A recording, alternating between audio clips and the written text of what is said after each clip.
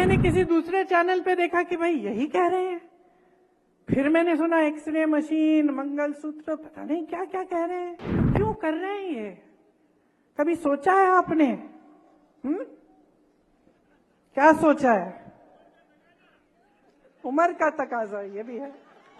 एक बार आपके बच्चों को कैसे शिक्षित करेंगे ये नहीं करते। 70 साल में कुछ नहीं हुआ, बस 5 सालों से तो आप कुछ भी करते रहे, आपसे किसी ने पूछा नहीं। अब जनता पूछ रही है, अब जनता कह रही है कि भाई बताओ क्या किया।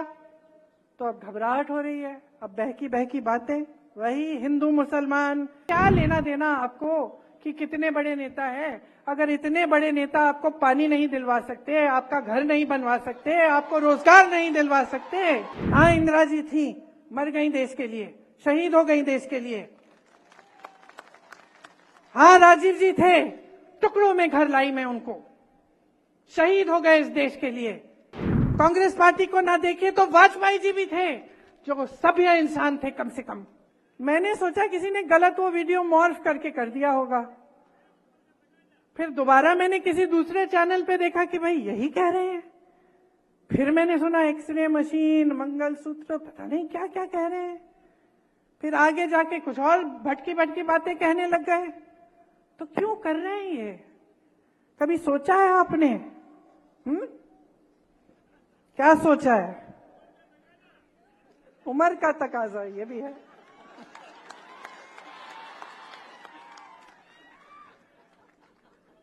कभी आपने सोचा है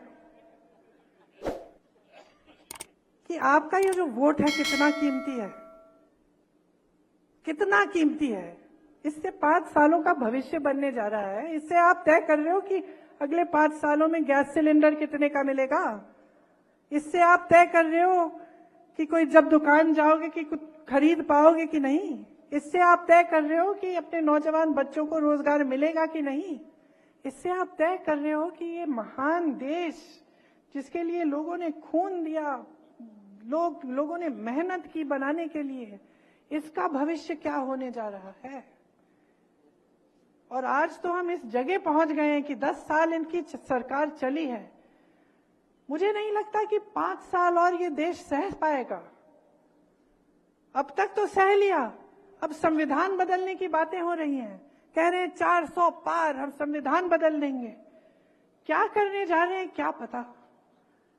आपके सामने तो एक काम की बात नहीं करते, एक बार आपके रोजगार की बात नहीं करते, एक बार महंगाई की बात नहीं करते, एक बार स्वास्थ्य सुविधाएं की बात नहीं करते, एक बार आपके बच्चों को कैसे शिक्षित करेंगे ये नहीं करते। 70 साल में कुछ नहीं हुआ, बस पूछिए ना इनसे, आईआईटी किसने बनाई? इन्होंने बनाई कितनी? ठीक है, कांग्रेस ने बनाई इनसे पहले, इनके काल में कितनी नहीं बनी। एम्स कितने बनाए इन्होंने, अस्पताल कितने बनाए, पाठशाला कितने बनाए, रोजगार कितने दिलवाए, कितने लोगों को गरीबी रेखा से ऊपर लाए। कभी नहीं कहेंगे क्योंकि कुछ है ही नहीं कहने वाला, कहने का कुछ है ही नहीं, किया ही नहीं, बस यही करते रहे। बड़े बड़े इवेंट, बड़ी बड़ी महलों में जाके किसी राष्ट्रपति से मिलना, कहीं दुनिया भर में कहीं घूमना, यही करते रहे। अब टाइम आ गया है रिपोर्ट कार्ड का, टाइम आ गया है। 5 सालों से तो आप कुछ भी करते रहे, आपसे किसी ने पूछा नहीं। अब जनता पूछ रही है, अब जनता कह रही है कि भाई बताओ क्या किया।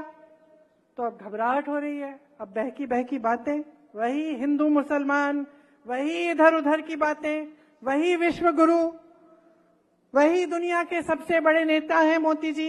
अरे क्या लेना देना आपको कि कितने बड़े नेता है? अगर इतने बड़े नेता आपको पानी नहीं दिलवा सकते, आपका घर नहीं बनवा सकते, आपको रोजगार नहीं दिलवा सकते, तो हमें क्या माफी मांगनी चाहिए इनसे कि हमने रोजगार की बात उठा ली, कि हमने महंगाई की बात उठा ली, कि हम लड़ रहे हैं आपके हकों के लिए, कि हम कह रहे हैं कि इस देश को हम खत्म नहीं करने देंगे तुम्हें। माफी मांगे ये आपसे मांगे। हर बार मंच पे आए माफी मंगवाओ कि हमारे सामने खड़े होकर आपने ऐसी उल्टी सुल्टी बातें, आपने ऐसी हल्की बातें कैसे कर डाली? आप माफी मंगवाओ, पूछो इनसे।